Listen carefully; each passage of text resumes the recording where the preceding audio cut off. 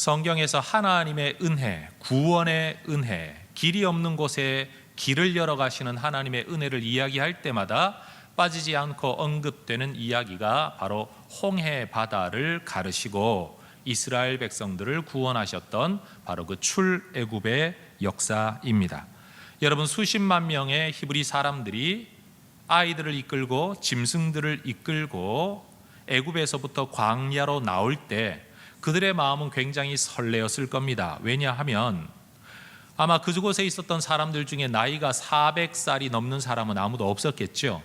그러니 여러분, 애굽에서 나온 어떤 사람들이든지 그들은 다 태어날 때부터 종이었고 일생을 종으로 살던 사람입니다. 그들은 애굽 땅을 벗어나서 한 번도 살아본 적이 없었습니다. 그런데 광야로 나가야만 합니다. 어디로 갈는지도 모르고 미지의 땅, 약속의 땅을 향하여 그들은 떠나야만 하는 겁니다. 또 얼마나 마음 한쪽에 두려움이 있었겠습니까? 자유인이 된다는 기쁨의 설렘, 또 하나는 막연한 두려움이 그들을 사로잡았을 겁니다. 그들이 이집트를 떠나지 얼마 되지 않아서 여러분, 바로가 특별 부대를 편성해서 이스라엘 사람들을 뒤쫓는다는 소문이 그들에게 들렸습니다. 한 번도 전쟁을 경험해 보지 못했던 이스라엘 백성들, 부대가 나를 뒤쫓아온다. 여러분, 이것은 그들에게 또 다른 두려움이었을 겁니다. 또 얼마의 시간이 흘렀을 때 그들은 자신들의 귀로 직접 말발굽 소리와 병거 바퀴 소리를 들었을 것입니다. 여러분, 게임을 하면서 술래잡기를 해도 누군가가 나에게 뒤쫓아올 때 여러분, 아드레날린이 급분비되면서 그 긴장감이 있지 않습니까? 게임이라고 해도 그런데 지금 죽느냐 사느냐의 문제를 놓고 군대가 나를 뒤쫓아오는데 그 소리가 점점 크게 가깝게 들려질 때 여러분, 이스라엘 백성들 얼마나 큰 긴장감이 있었겠습니까? 바로 그때 이스라엘 백성들에게는 아무런 해결책이 없었습니다. 맞서 싸울 수 있는 군대도 없었고 무기도 없습니다. 그렇다고 그들이 달리기로 도망을 한다고 할지라도 아이와 짐승을 어찌 할 수가 없고 군대를 이겨낼 수는 없는 겁니다. 말 그대로 그들은 죽음 앞에 직면하게 된 거죠. 바로 그 상황에서 하나님께서는 여러분, 바다에 길을 내십니다. 그리고 불기둥을 세우셔서 병거 부대가 뒤쫓아오지 못하도록 그들을 막으십니다. 나중에 어느 한순간이 되었을 때 이 불기둥이 사라지자 이집트의 병거 부대는 이 갈라진 바다 사이를 향해서 뒤쫓아 들어옵니다. 순식간에 하나님께서 바다를 원상복귀시키실 때 여러분, 이집트가 그렇게도 자랑했던 이 병거 부대가 바다에 다 수장당하고 맙니다. 하나님은 그렇게 이스라엘 백성들을 구원하셨습니다. 여러분, 오늘 우리에게도 바로 이런 하나님의 구원의 은혜가 필요합니다. 내 힘만으로는 내 인생의 문제를 해결할 수 없기 때문에, 내가 계획을 세울 수는 있지만 이 계획이 성공한다는 보장이 없기 때문에, 심지어 더 급박한 경우에는 아무런 길도 보이지 아니할 때 내가 예상할 수 있는 결과는 실패 또는 절망, 모든 것들이 빈털터리가 되어지고 말고 건강 또는 관계를 다 잃어버리고 마지막 내가 생각할 수 있는 것은 죽음밖에 없다라고 여겨질 때 바로 그때 우리에게 필요한 것이 바로 하나님의 구원의 은혜입니다. 자, 따라해 보십시다. 돌파. 길이 없는 곳에 길을 내는 겁니다. 산을 마주하고 있는데, 바다를 마주하고 있는데 나는 길을 만들 수가 없지요. 그 길을 만들 수 있는 분은 하나님 뿐이겠기에 우리는 하나님 앞에 엎드려 지금 40일 작전 기도를 하고 있는 것이고, 우리는 하나님 앞에 그렇게 구원을 기대하는 겁니다. 여러분, 구원이 필요하다 또는 구원받으면 좋겠다라는 막연한 기대, 그것은 예수를 믿는 사람이나 믿지 않는 사람이나 누구나 가지는 마음입니다. 내 문제가 해결되면 좋겠다, 내 문제가 사라지면 좋겠다, 누군가가 나를 도와주면 좋겠다라는 마음은 누구나 가질 수 있습니다. 그러나 여러분, 도울 자가 없고 믿음이 없는 사람들과 도울 자가 있고 믿음이 있는 우리에게 차이가 있다면 무엇입니까? 하나님이 우리를 구원하신 것은 없었던 일을 기대하는 것이 아니라 있었던 일이 반복되어지기를 구하는 것이기 때문에, 이스라엘 백성들로 두고 이야기하자면 홍해바다를 가르셨던 하나님이 지금 이 문제도 해결해 주시기를 기대하는 것이고, 오늘 우리를 두고 이야기하자면 구원받을 전혀 조건을 가지지 못한 우리에게 구원을 베푸신 하나님, 우리의 아버지가 되어주신 하나님의 그 은혜에 근거하여서 또 다른 구원을 기대할 수 있다는 겁니다. 여러분 기억하십시오. 우리의 기대는 근거가 없는 것이 아닙니다. 여러분 바로 그렇기 때문에 성경이 우리에게 요구하는 것은 이것입니다. 한번 따라해 보시기 바랍니다. 옛 일을 기억하라. 한 번 더요. 옛 일을 기억하라. 여러분 사람과의 관계성 속에서도 그런 게 있죠. 누군가가 어려울 때 나를 도와준 사람이 기억난다면 우리는 어려울 때 다시 그 사람을 떠올립니다. 그 사람이라면 나를 도와줄 수 있지 않을까? 내가 정말 어려울 때 내가 갈 길을 코칭해 주었던 누군가가 있다면 또 다른 인생의 문제를 만났을 때 나 혼자 이겨보려고 애쓰다가 다시 길을 찾지 못할 때 우리는 다시 그분을 떠올립니다. 이분에게 찾아가서 대화를 나누면 무슨 길이 있지 않을까? 여러분 생판 알지도 못하는 사람에게 이런 기대를 하기는 힘듭니다. 과거 나를 도와주었던 사람, 나를 도와주기를 기뻐했던 사람, 여러분 그런 사람들이 기억이 난다면 어쩌면 그것이 돌파의 도구가 될지도 모릅니다. 오늘 우리는 이사야서 말씀을 살펴보려고 합니다. 그 중에 43장 말씀을 우리는 보고 있는데 여러분 성경은 구약이 39권, 신약이 27권, 도합 66권으로 이루어져 있습니다. 외우기 힘드시죠? 그래서 9구단 39, 27 이렇게 외우면 됩니다. 구약이 39권, 신약이 27권, 합해서 66권. 그런데 재미있게도 이사야서도 66장으로 이루어져 있습니다. 더 재미난 것은요, 이사야서의 초반 39장까지의 내용은 심판과 고난에 대한 이야기이고 그 이후의 27장의 내용은 회복과 구원에 대한 이야기라는 겁니다. 그러니 이사야서도 66장으로 이루어져 있는데 39장, 27장, 39, 27 이런 구조를 통해서 사람들은 이사야서를 성경의 축소판이다라고 별명을 붙이고 있습니다. 그 중에 특별히 오늘 우리가 살펴보려고 하는 주제는 심판과 고난에 대한 부분이 아니라 회복과 구원에 대한 내용을 다루고 있는 43장입니다. 이 성경을 기록하는 이 시점에서도 이스라엘은 앞날이 보이지를 않았습니다. 그러나 하나님은 약속하시기를 없는 곳에 길을 만드는, 길이 없는 곳에 길을 만들어 그들의 영광이 하늘의 해와 같이 그들이 보게 될 것을 약속하는 내용입니다. 물론 오늘 본문은 메시아를 통해 이루어질 이스라엘 백성들의 구원을 예언하는 내용입니다. 그것이 성경 신학적으로 1차적인 의미입니다. 그러나 여러분, 이 모든 이스라엘 백성들을 구원하기 위한 하나님의 일하심이 결국은 하나님의 사랑에서 기인한다라는 점에서 오늘 이 구절은 하나님을 믿고 있는 우리가 여전히 하나님의 사랑 때문에 미래를 기대할 수 있다라는 의미에서 오늘 우리에게도 적용되어질 수 있는 내용입니다. 하나님은 무엇을 약속하고 있습니까? 저는 이것이 저와 여러분의 기도 제목이 되면 참 좋겠습니다. 18절은 이렇게 말합니다. 너희는 이전 일을 기억하지 말며 옛날 일을 생각하지 말라. 이전 일을 기억하지 말라라는 것이 과거는 다 잊어버려라 이런 뜻이 아닙니다. 우리 하나님께서 말씀하시는 내용은 19절에 포인트가 있습니다. 보라, 내가 새 일을 행할 것이다. 내가 새 일을 이제 나타낼 것이다. 여러분, 우리 하나님께서는 우리에게 과거만 기억하고 살아라 말씀하지 않고요, 미래를 기대하며 살아라 말씀하십니다. 하나님은 우리에게 베풀어 주신 은혜를 기억하며 살아라 라고 말씀하시는 동시에 그 은혜에 근거하여, 그 기억에 근거하여 미래를 기대하며 살라 라고 말씀을 하십니다. 여러분, 뭐가 새 일입니까? 이전에 없었던 일이 새 일 아니겠습니까? 하나님은 우리에게 한번 베풀어 주신 구원을 가지고 평생 우려먹고 살라고 말씀하시지 않습니다. 뭘 좀 해주세요 그러면 내가 널 살려준 것만 해도 대단한데, 하나님 내게 이거 좀 들어주세요 라고 기도하면 야, 내가 너 죽을 놈 살려준 것만 해도 네가 감사한 줄 알아야지. 여러분, 우리 하나님 그렇게 말씀하시지를 않는다는 겁니다. 하나님은 우리가 이전에 보지 못했던 하나님의 은혜의 손길, 그것을 우리에게 베풀어 주시기를, 우리가 보고 기뻐하기를 우리 하나님이 원하십니다. 하나님은 우리가 생각하거나 기대하지도 못했던 방법으로 우리에게 당신의 사랑과 구원을 나타내기를 기뻐하는 분이시라는 겁니다. 여러분, 성경을 보십시오. 우리 하나님은 은혜 위에 은혜를 더하시기를, 구원 이후에도 구원을 베푸시기를 기뻐하는 분이십니다. 출애굽의 사건을 한번 보십시오. 내가 너희들을 이끌어내어 주었으니까 이제 네가 알아서 살아라 하시지 않습니다.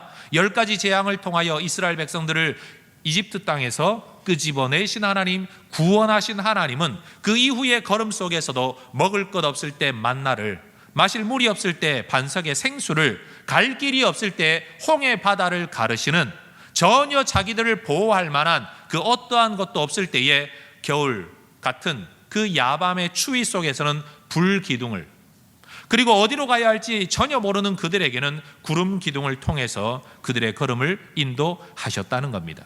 하나님은 구원 위에 구원을 베푸시는 분이십니다. 여러분, 우리 하나님은 은혜 위에 은혜를 더하십니다. 그 은혜가 어떤 은혜냐? 누르고 흔들어 넘치도록 하여 주시는 바로 그 하나님이시라는 겁니다. 제가 여러분에게 누차 강조하지만 우리가 흔히 기도할 때 하나님 더하지도 말고 덜하지도 말고 꼭 맞는 은혜를 달라, 저는 그런 기도 절대 하지 않습니다. 하고 싶지도 않습니다. 제가 알고 있는 하나님은 넘치도록 주시는 분이에요. 어느 정도 누르고 흔들어서 꽉꽉 채워서 넘치도록 주는 분이라고 성경이 말하고 있지, 더하지도 않고 덜하지도 않는다 그렇게 주시는 하나님이다. 성경 어디에 그런 구절이 있습니까? 제가 붙잡고 싶은 하나님은요, 넘치도록 주시는 하나님이십니다. 요즘 젊은 애들 말로 하면 여러분, 우리 하나님은 신상 은혜를 주기 좋아하는 분이십니다. 우리가 사사기 살펴보면서 신상 이야기가 너무 많이 나와서 우상이라고 먼저 떠올리시겠지만, 제가 말하는 신상은 신상품, 옛날 상품 끄집어내어 다시 주고 옛날 은혜 끄집어내어 이거 생각하고 살아, 이거 먹고 살아, 이거 붙들고 살아 하시는 게 아니라 이전에 없었던 은혜를 늘 새롭게 우리에게 베풀기를 좋아하시는 하나님이라는 거죠. 하나님은 새 일 행하기를 좋아하는 하나님이십니다. 여러분, 예수님을 한번 생각해 보십시오. 예수님이 이 땅에 계실 때에 자신이 메시아라는 사실을 보여주기 위한 증거들이 굉장히 많았습니다. 풍랑을 잠잠케 하기도 하고, 병자를 고치기도 하고, 귀신 들린 자 고쳐주시기도 하고, 심지어 죽은 자를 살려내기도 하셨습니다. 만약 능력이 부족하고 옛날 은혜를 가지고 이야기하는 입장이라면 예수님은 이렇게 말씀하셔야 마땅합니다. 당신을 예수로, 하나님의 메시아로 믿을 증거를 주십시오. 그러면 우리 주님께서, 야, 옛날에 내가 풍랑 잠잠케 했잖아, 옛날에 내가 귀신 쫓아내었잖아, 옛날에 내가 죽은 자도 살렸잖아, 그거 보면 못 믿어? 예수님은 어디를 가든지 똑같은 이야기를 반복하셔야 됩니다. 내 인생에 임하셨던 하나님의 은혜에 간증하는 분들 보면 이 교회를 가도 그 간증, 저 교회를 가도 그 간증, 10년이 지나도 그 간증, 늘 한 가지 하나님의 사건 울고 먹고 살아갑니다. 한 사람의 인생은 그렇게 제한됩니다. 그런데 여러분, 예수님도 그러셨나요? 예수님은 어디를 가시든지 옛날에 내가 무슨 일을 했다 이거 말씀하신 적이 없습니다. 그 사람이 귀가 들리지 않는 사람이라면 귀를 열어주시고, 말을 못하는 사람이라면 말을 하게 하시고, 귀신 들린 사람은 귀신을 쫓아주시고, 병 걸린 사람이라면 다른 사람 병 걸린 거 보고 병 나은 거 보고 나를 믿으라 하시지 않고 지금 그 사람의 병을 고쳐주셨다는 사실이에요. 우리 예수님은 어디를 가든지 옛날 이야기를 하시지 않습니다. 지금 베푸시는 하나님의 은혜, 지금 베풀어 주시는 예수님의 능력으로 그로 하여금 예수님을 믿게 하셨다는 겁니다. 여러분, 하나님은 새 일 행하기를 기뻐하는 분이십니다. 하나님 앞에 엎드려 기도할 때 때때로 우리 스스로 이런 생각을 할 때가 있습니다. 내가 하나님을 믿고 하나님의 은혜 안에 살고 믿음대로 살아야 할 때 내가 구원받은 것만 해도 얼마나 감사한데, 내가 죄 용서 받은 것만 해도 얼마나 감사한데, 내가 또 다른 것을 구한다는 건 내가 도둑놈이지, 내가 나쁜 놈이지, 내가 하나님 앞에 이러고 살면 안 되지 생각하는 분들이 종종 있는 것 같습니다만, 그건 여러분의 자격지심일 뿐이지 성경이 요구하고 있는 믿음은 아니라는 거죠. 하나님은 우리에게 은혜 위에 은혜를 베풀기를 좋아하는 분이십니다. 자, 따라하십시다. 하나님께 구하기를 주저하지 맙시다. 두려워하지 맙시다. 여러분, 하나님은 언제나 우리에게 은혜 베풀기를 좋아하는 분이십니다. 그래서 여러분, 오늘 이사야 43장 안에는 하나님이 행하셨던 옛 구원과 옛 일을 언급하시면서 내가 이런 일도 행하겠다라는 새 일까지 함께 기록하고 있습니다. 17절을 한번 보십시오. 병거와 말과 군대 용사를 이끌어내어 그들이 일시에 엎드러져 일어나지 못하고 소멸하기를 꺼져가는 등불 같게 하였느니라.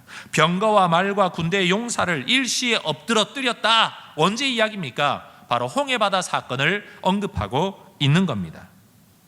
여러분, 이집트의 병거 부대는 당시 세계 최강이었습니다.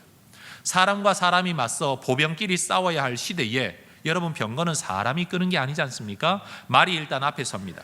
사람이 아무리 창을 들고 뛰어다녀도 여러분, 말이 한번 앞발질 몇 번 하고 나면 거기 한번 얻어맞으면 다 쓰러지게 되어 있습니다.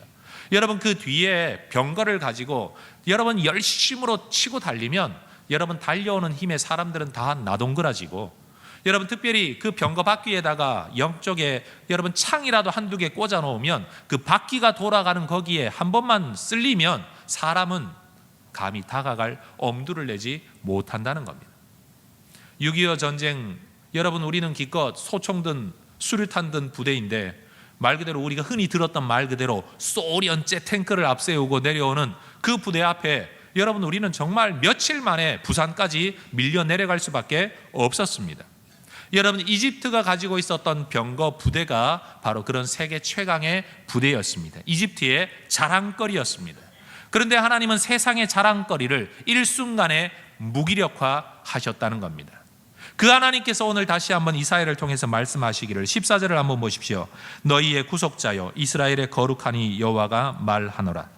너희를 위하여 내가 바벨론에 사람을 보내어 모든 갈대아 사람에게 자기들이 연락하던 배를 타고 도망하여 내려가게 하리라. 여러분, 뱃놀이 했다는 뜻이 아닙니다. 세계 무역의 중심이 되었던 바벨론 사람들, 여러분 티그리스 유프라테스 강을 통하여 여러분 이곳저곳에 무역을 하고 그곳으로 군대를 실어 나르고 지중해까지 확장되어진 수많은 그들의 부의 근거가 되고 세계 경영의 근거가 되었던 그 배가 결국은 그들의 탈출선이 될 것이다.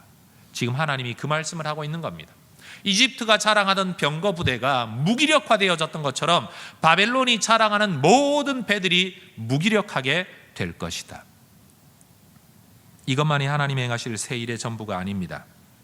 하나님은 하나님의 백성들을 대적하는 무리들을 그렇게 무력화시키시는 반면에 하나님을 의지하는 백성들, 그들이 얼마나 무기력하고 연약하든지 상관없이 그들을 위하여 또 새 일을 행하시겠다고 말씀합니다. 이전에 행하셨던 옛 일이 무엇입니까? 17절은 그렇게 말해요. 나 여호와가 이같이 말하노라. 바다 가운데의 길을 큰 물 가운데 지름길을 내가 내었다. 홍해바다 사건을 이야기하는 겁니다.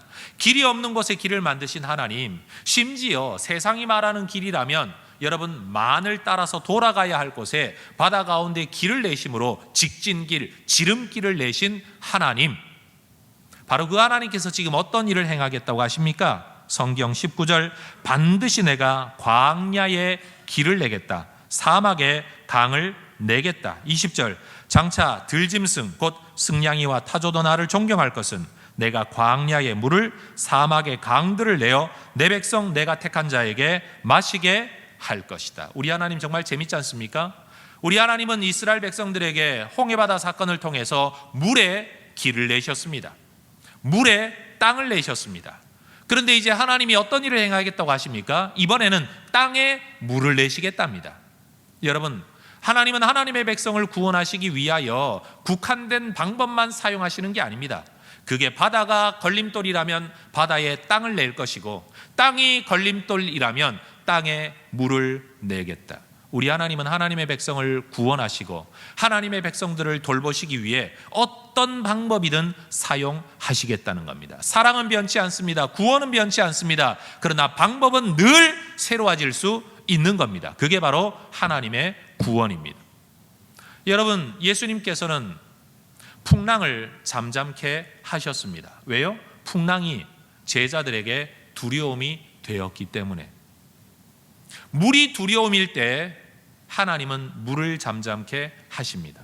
반면 이스라엘 백성들이 광야를 떠돌아 물이 없어서 죽게 되었을 때에 하나님은 없는 물을 솟아나게 하셔서 솟구치게 하셔서, 제가 지금 풍랑을 염두에 두고 하는 단어입니다. 솟구치는 풍랑이 두려움이 될 때, 장벽이 될 때 하나님은 그것을 잠잠케 하신 분이 여러분 물이 없는 곳에서는 물을 솟구치게 하셔서 이스라엘 백성들을 구원하셨습니다. 하나님께서 이러한 구원의 일들, 구원의 새 일을 여러분의 삶에서 행하시기를 주의 이름으로 축원합니다. 우리의 삶을 힘들게 하는 국가 정책이 있습니다. 우리의 삶을 힘들게 만드는 지금 유행이 있습니다. 우리의 삶을 정말 힘들게 만드는 관습들이 있습니다. 우리의 삶을 힘들게 만드는 사람들도 있을 수 있습니다. 만약 하나님이 우리를 구원하시기로 작정하고 하나님이 새 일을 행하신다면 여러분, 나를 힘들게 만들던 정책은 없어지고 나를 유익하게 만들던 정책이 생겨날 수도 있습니다. 나를 힘들게 하는 사람은 사라지고 나를 돕는 사람들이 생겨날 수 있습니다. 나를 힘들게 하던 문화는 다 사라지고 갑자기 무슨 바람이 불어서라도 갑자기 여러분 사람들이 나를 돕는 세상의 문화가 만들어질 수도 있다는 겁니다. 정말로 세상 일은 자기가 계획하는 대로 되지 않는 것 같습니다. 그렇기 때문에 여러분 우리는 하나님을 붙들어야 됩니다. 새 일 행하시는 하나님. 여러분 세상을 보면 마치 우산 장사하는 아들과 집신 장사하는 아들을 둔 어머니처럼 여러분 항상 한쪽이 웃으면 한쪽이 우는 세상 전체를 보면 그런 일이 있는 것 같아요. 그래서 예수 믿는 사람들이 흔히 간증할 때 꼭 삐딱한 사람들은 이런 이야기를 합니다. 내가 이렇기 때문에 은혜를 받았다라고 이야기하면 당신이 그렇게 은혜를 받을 때 당신 때문에 우는 사람도 있다. 꼭 이런 이야기를 하는 사람들이 있어요. 그리고 그것은 현실이고 사실입니다. 그런데 문제는요, 하나님께서 하나님의 백성들이 기도할 때 문제는 그 기도가 어떤 방법을 통해서든지 그 사람에게 이루어졌다는 겁니다. 중요한 건 바로 그것입니다. 여러분, 저는 우리 혜성교회 성도들이 하나님 앞에 엎드려 인생의 돌파를 꿈꾸며 기도할 때 하나님께서 여러분의 손을 들어 주시기를 축복합니다. 여러분, 그것은 아무에게나 일어나는 일이 절대 아니지요. 여러분, 하나님께서 우리의 손을 들어 주시면, 하나님이 우리의 구원을 위하여 새 일을 행하시면 여러분 인생에 하나님의 형통케 하심이 이루어진다는 겁니다. 이스라엘 백성들에게 베푸시는 하나님의 은혜의 물줄기 때문에 광야의 들짐승들이 어부지리로 살아나게 됩니다. 여러분, 여기에 언급되어져 있는 들짐승, 곧 승냥이, 타조라고 언급되어지는 것, 말 그대로 1차적으로는 짐승들입니다. 광야에 물이 있으면 이 짐승들이 살아나게 되겠죠. 이걸 확장해서 해석을 하면 어떤 성경학자들은 이것은 하나님을 전혀 알지 못하던 이방 백성들이 하나님의 백성들에게 주어지는 하나님의 은혜가 흘러넘칠 때에 그 주변에서 그들도 그 은혜를 누리게 될 것을 이야기하고 있다라고 설명합니다. 여러분, 성경은 우리를 일컬어 복의 근원이라고 말합니다. 하나님은 아브라함에게 너는 복의 근원이 되라 말씀하셨습니다.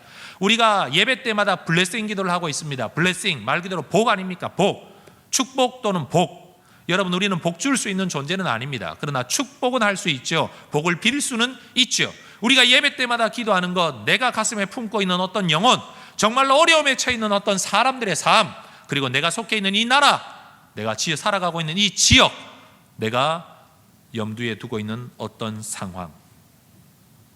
여러분, 우리가 그렇게 하나님의 은혜를 누려 그것을 믿고 부르짖어 기도할 때, 표현이 좀 너무 급진적이긴 하지만, 극단적이긴 하지만 오늘 성경 표현을 그대로 하면 여러분, 승냥이와 타조처럼 하나님의 1차적이고 직접적인 은혜 베풀매 대상이 아닌 그 누군가에게도 하나님의 백성들을 위하여 광야에 물을 내시는 하나님의 은혜 때문에 그들에게도 은혜가 임하게 될 것. 여러분, 이것이 바로 하나님이 우리를 이 땅에서 불러주신 목적입니다. 따라하십시다. 우리는 복의 근원입니다. 다시요, 우리는 복의 샘물입니다. 하나님은 우리를 샘물 근원으로 삼기를 원하십니다. 나 혼자 샘물 나서 그거 하나 먹고 끝나는 게 아니라 샘물은 끊임없이 솟아나서 어디론가 흘러갑니다. 그렇게 하나님은 우리를 통해 세상을 살리기를 원하시는 거예요. 내가 믿고 있는 예수 믿음이 나 하나로 끝나지 아니하고 그 믿음이 누군가에게 흘러가기를 원하고, 내가 누리는 하나님의 새 일로 인한 복을 나만 누리고 끝나는 게 아니라 사해바다처럼 그렇게 먹고 썩어지고 비둔에 변질되는 것이 아니라 어디론가 흘러보내고 흘려보내서 누군가를 살리는, 그래서 승냥이와 타조도 나를 존경하게 되듯이 여러분 세상이 하나님을 알게 되는 것을 우리 하나님이 원하신다는 겁니다. 여러분 이 구절이 성경 안에서 실질적으로 이루어진 곳이 어딘지 여러분 혹시 기억하시겠습니까? 사도행전 4장을 보면 성령으로 충만하게 되고 복음으로 말미암아 예수 안에 거듭나게 된 하나님의 백성들이 자기의 소유를 자기 것이라 하지 아니하고 사도들의 발 앞에 갖다 둘 때, 사도들이 이것을 가지고 세상 가운데 힘들고 어려운 사람들을 구제할 때 예수를 모르던 유대인들조차도 바로 이 사람들의 삶 때문에, 이들의 아름다운 선행 때문에, 그들에게 흘러넘치는 하나님의 은혜 때문에 하나님께 영광을 돌렸더라. 성경은 그렇게 이야기합니다. 전 우리 혜성교회로 인해서 우리 주변 사람들이 그렇게 하나님을 경외하게 되기를 소망합니다. 여러분 이게 바로 하나님의 뜻이에요. 내가 살아가는 삶은 나 하나 예수 믿고 사는데 다른 사람 눈치도 못 채게 혼자 예수 믿고 혼자 구원받고 혼자 복받고 사는 게 아니라, 하나님이 원하시는 삶은 내가 하나님의 구원 안에서 하나님의 새 일행하심의 복을 누림으로 내가 세상을 블레싱하는 존재가 되어서 내게 주어지는 물, 내게 주어지는 은혜, 그것이 세상 가운데로 흘러감으로써 내 주변에 있는 사람들도 하나님을 알게 되고 하나님을 믿게 되고 하나님을 예배함으로써 그들도 또 다른 샘물 근원이 되게 되는 것, 끊임없이 믿음의 전염, 전파, 확장, 하나님의 은혜가 확장되어지는 것, 이게 바로 하나님의 뜻이라는 겁니다. 하나님이 이 일을 행하시는 이유가 뭡니까? 우리를 그렇게 만드셨기 때문입니다. 그런 목적과 뜻을 가지고 우리를 만드셨기 때문입니다. 15절을 보십시오. 나는 여호와 너희의 거룩한 이요 이스라엘의 창조자요 너희의 왕이니라. 우리가 하나님을 왕 삼고 하나님을 주인 삼고 하나님의 뜻을 따라 이 꿈을 꾸며 살아가면 주께서 우리 인생 가운데 이 일을 이루신다는 겁니다. 21절을 보십시오. 이 백성은 내가 나를 위하여 지었나니 나를 찬송하게 하려 함이라. 하나님이 우리만 하나님을 찬송하는 것이 아니라 우리의 삶을 통해서도 세상이 하나님을 찬송하게 되는, 들짐승, 승냥이와 타조도 하나님을 찬송하게 되는 이 일을 꿈꾸고 계시다는 겁니다. 우리 인간이라도 우리 자녀를 위하여 희생하는 것을, 우리 자녀들이 기뻐하는 것을 보는 것을 우리의 기쁨으로 여깁니다. 죄 많은 우리 인간도. 우리 하나님, 우리를 통하여 하나님의 이 일을 보기를 원하시는 겁니다. 우리를 창조하신 하나님, 우리를 구속하신 하나님께서 우리를 통해서도 새 일 행하기를 기뻐하신다는 겁니다. 그런데 여러분, 이렇게 새 일 행하기를 기뻐하는 하나님이심에도 불구하고 우리는 왜 그동안, 어쩌면 현재까지도 이런 은혜를 누리지 못하고 살까요? 도대체 무엇이 우리를 위한 새 일 행하는 것을 기쁨으로 여기시는 하나님의 은혜를 가로막고 있을까요? 다시 말해, 나와 하나님 사이를 가로막은 장벽은 무엇일까요? 하나님은 끊임없이 우리에게 부어주려고 하시고 새 일을 보여주려고 하시는데 그 하나님의 새 일을 가로막고 있는 것은 무엇일까요? 같은 이사야 성경 27장 11절에는 이런 구절이 있습니다. 백성이 지각이 없으므로 그들을 지으신 이가 불쌍히 여기지 아니하시며 그들을 조성하신 이가 은혜를 베풀지 아니하시리라. 불쌍히 여기지 않고 은혜를 베풀지 않게 되는 것, 무엇 때문일까요? 하나님은 분명 우리를 불쌍히 여기시고 하나님은 분명 우리에게 은혜 베풀기를 원하는 분이신데 그 불쌍히 여기는 길, 은혜 베푸는 길을 가로막는 이유가 뭐냐? 성경은 딱 한 가지라고 이야기합니다. 따라하십시다. 백성이 지각이 없으므로. 다시요. 백성이 지각이 없으므로. 학교나 예배 시간 늦는 지각을 말하는 게 아닙니다. understanding, 이해, 생각이 잘못되었기 때문에 생각에 문제가 있어서 하나님의 은혜를 누리지 못한다는 겁니다. 그럼 도대체 무슨 생각이 잘못되어 있는 거냐? 오늘 본문 안에 그 잘못된 생각이 무엇인가를 하나님이 가르쳐 주고 계시죠. 만약 이 생각만 고쳐지게 된다면, 이러한 지각만 우리가 깨닫게 된다면 하나님은 우리에게 은혜를 베푸시고 우리를 불쌍히 여기시고 우리에게 새 일을 행하신다는 겁니다. 그럼 도대체 무슨 생각이 잘못되었냐? 22절을 보십시오. 야곱아 너는 나를 부르지 아니하였고 이스라엘아 너는 나를 괴롭게 여겼다. 야곱, 이스라엘이라는 말은 하나님께서 이스라엘 백성들을 부르실 때에 의인화된 표현입니다. 하나님이 말씀하시는 거예요. 너희는 나를 부르지 않았다. 너희는 나를 괴롭게 여겼다. 하나님에 대한 갈망을 잃어버리고 열망을 잃어버리고 소원을 잃어버리고 하나님을 친근히 가까이 하기를 싫어하고 오히려 하나님을 괴롭게 여겼다.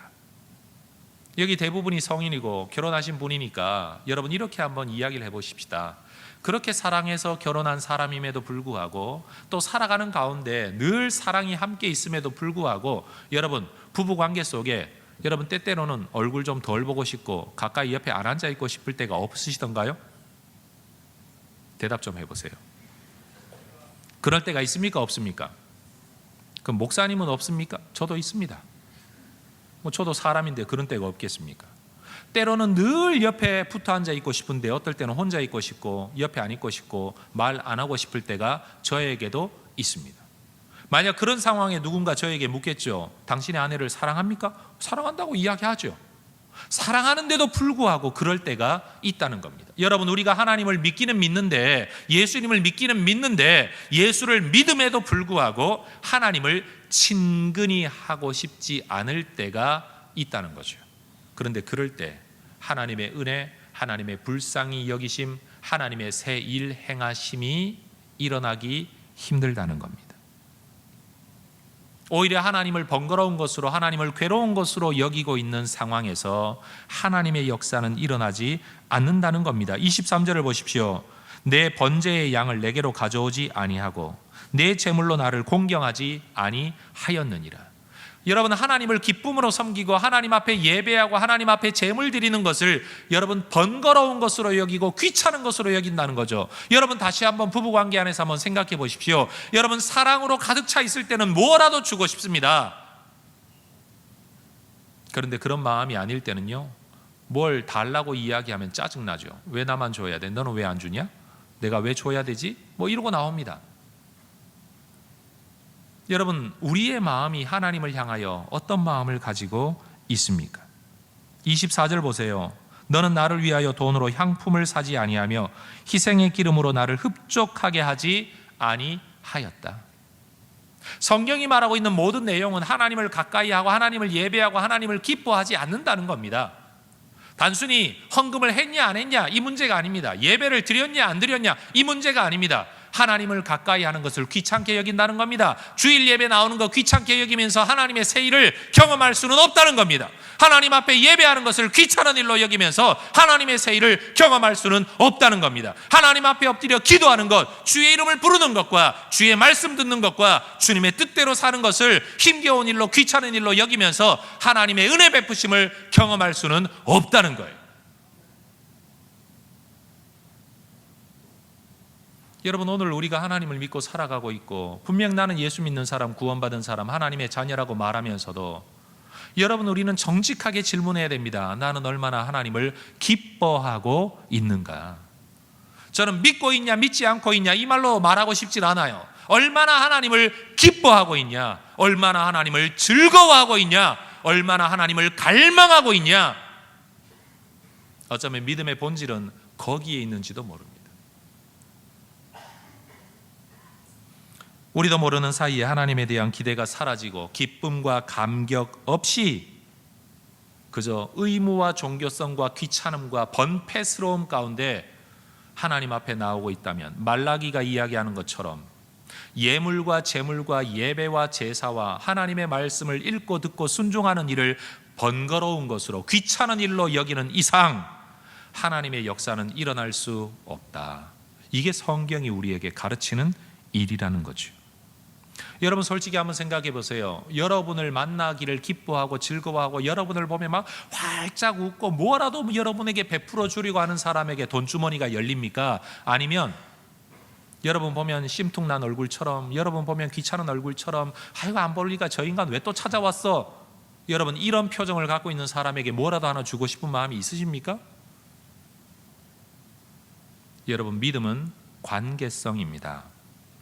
종교적 의무를 다하는 게 믿음이 아니고요, 믿음은 관계성입니다. 여호와를 기뻐하라, 여호와를 즐거워하라, 하나님을 사랑해라, 네 마음과 뜻과 정성과 목숨과 힘을 다하여 하나님을 사랑하라. 여러분 믿음은 다 이런 관계에 대한 문제예요.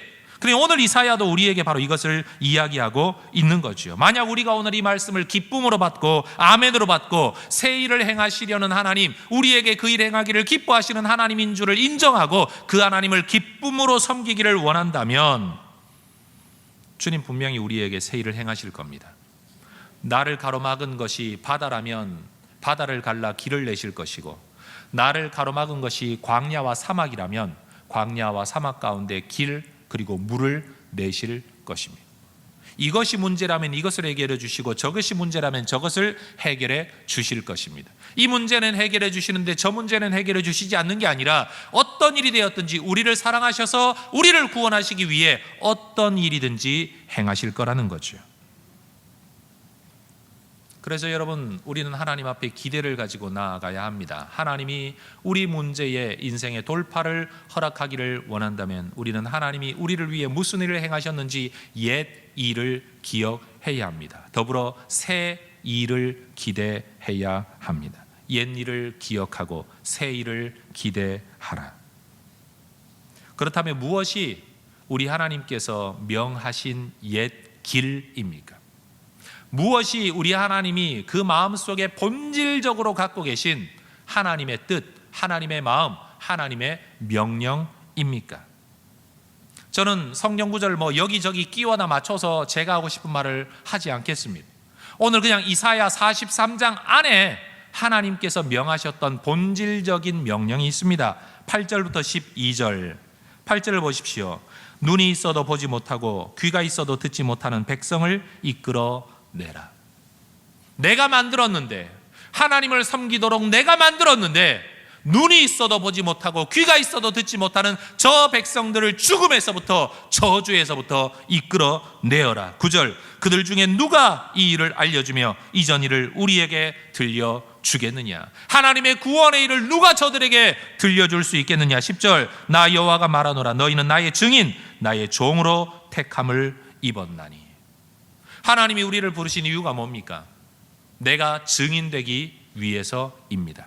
여러분 증인은 내가 먼저 경험해야 됩니다. 내가 먼저 하나님의 구원을 맛보아야 됩니다. 하나님의 복주심을 맛보아야 됩니다. 하나님의 새 일을 경험해야 됩니다. 그리고 그것을 경험하지 못한 누군가에게 말하는 자, 그게 바로 증인인데 이게 바로 우리에게 주어진 하나님의 사명, 우리를 부르신 목적이라는 겁니다. 이는 너희가 나를 알고 믿으며 내가 그인 줄 깨닫게 하려 함이라. 11절 나 곧 나는 여호와라. 나 외에 구원자가 없느니라. 12절 그러므로 너희는 나의 증인이요 나는 하나님이니라. 따라하십시다. 너희는 나의 증인이요 나는 하나님이니라.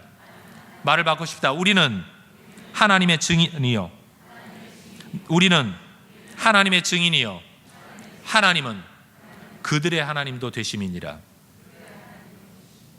여러분 이것이 바로 하나님께서 우리를 부르신 목적입니다. 예수님 역시 이 땅에서의 삶을 마치실 때에 제자들에게 이런 명령 저런 명령, 얘들아 내가 너희들한테 남기는 명령이 수백 가지가 있는데 잘 받아 적어라. 1, 2, 3, 4 하지 아니하시고 딱 한 말씀 남기셨습니다. 그게 뭡니까? 마태복음 28장 여러분 성경 18절에서 20절 그 중에 핵심 뭐죠? 모든 사람을 제자 삼아라. 말씀을 가르쳐라.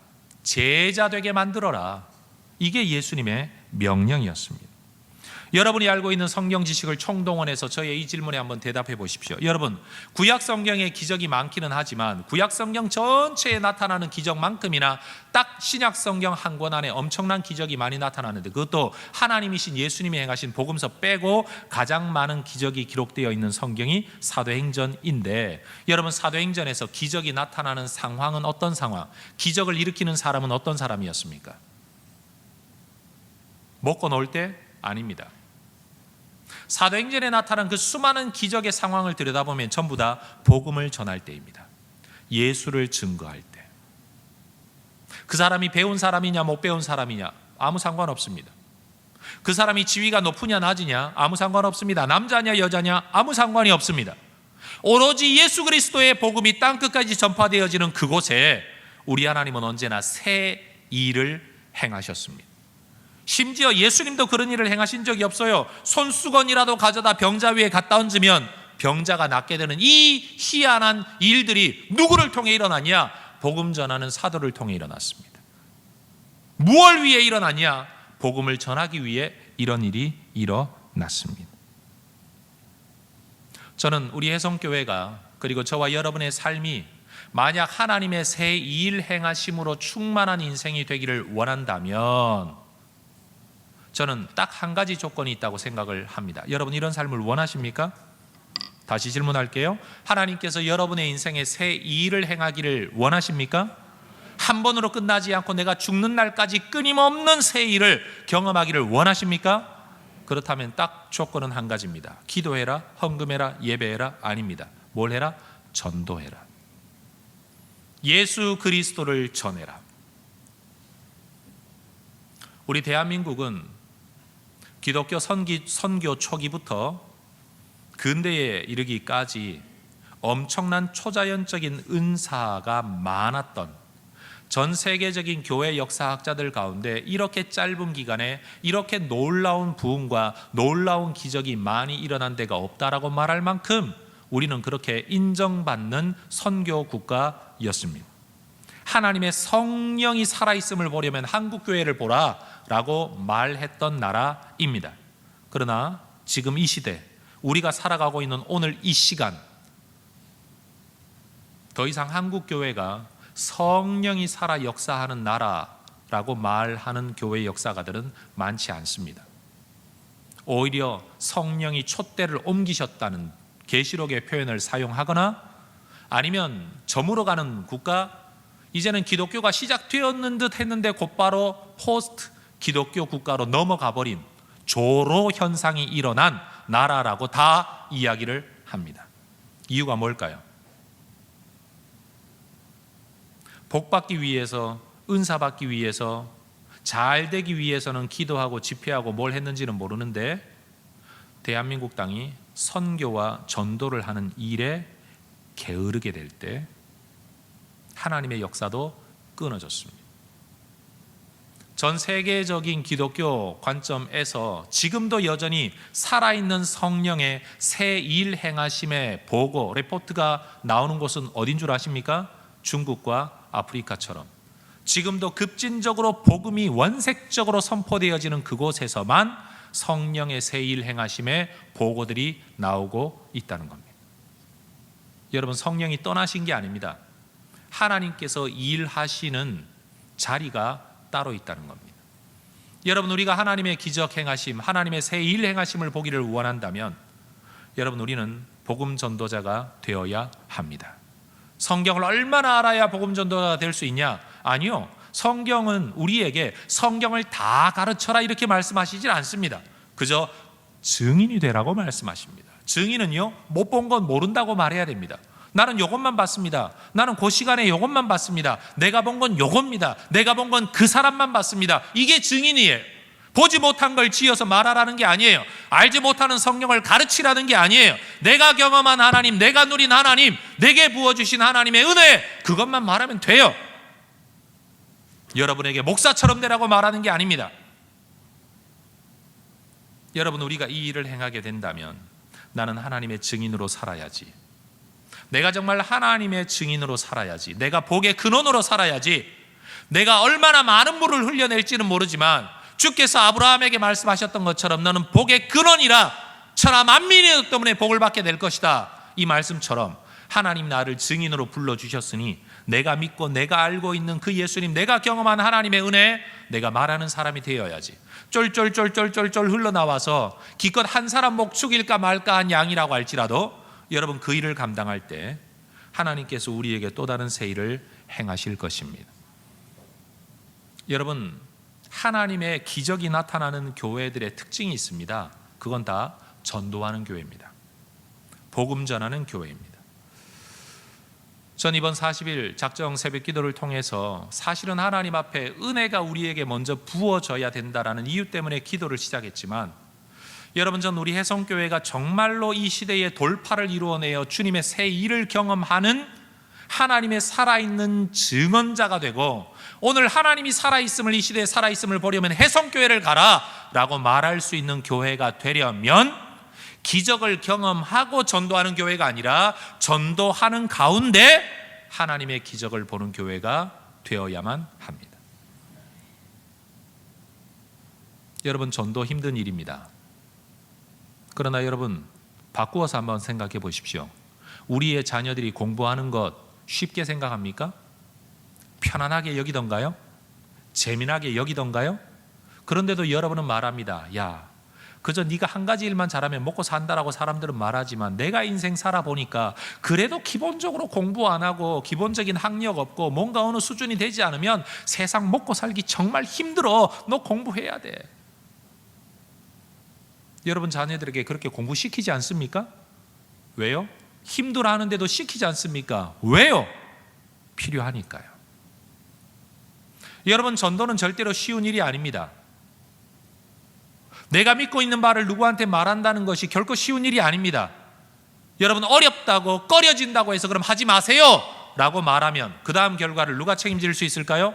그 삶에는 하나님의 기적이 나타날 수가 없는데, 그 삶은 하나님이 정말로 마지막 남겨주신 예수님의 명령을 순종하는 삶이 아니라서 하나님의 은혜와 역사가 나타날 수 없는데, 여러분 그 사람의 인생은 과연 누가 책임질 겁니까?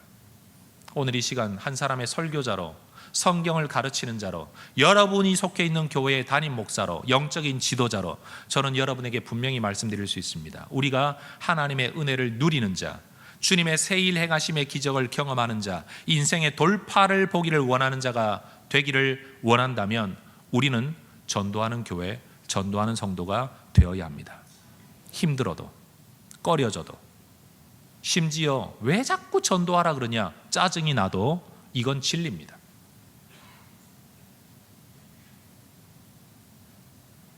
여러분, 교회 숫자를 늘리기 위한 전도와 하나님의 말씀에 순종하고 영혼을 살리기 위한 전도, 드러나는 표면적으로는 똑같은 모습일 수 있겠죠.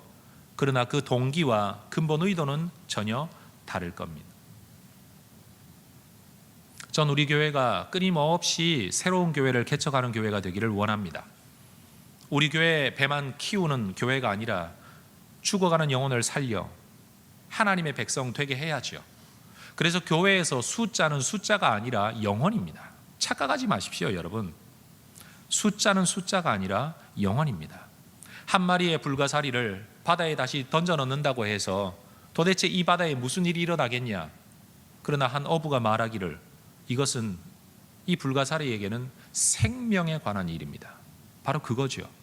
우리가 하는 것은요, 숫자에 관한 일을 하려는 게 아니라 생명에 관한 일을 하려는 겁니다.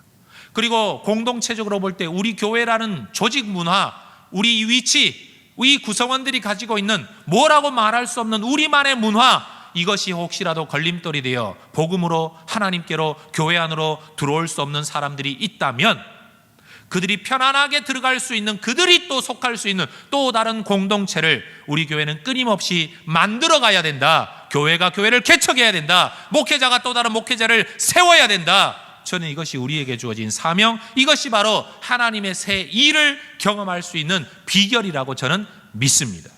따라하십시다. 성도는 성도를 낳고, 목사는 목사를 낳고, 교회는 교회를 낳아야 합니다. 여러분, 바로 이 일을 행할 때 하나님이 역사하십니다.